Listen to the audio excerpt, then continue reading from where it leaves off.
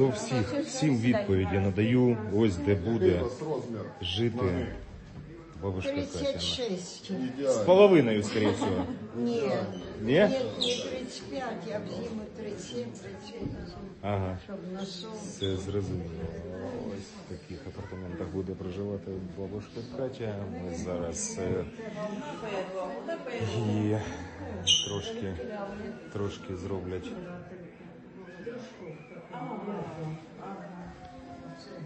Бабушка переживала, що це, каже, це ж общежитие. Кажу, ні, це не общежитие. Идеально, набой, разбываемся. Давайте, тапочки.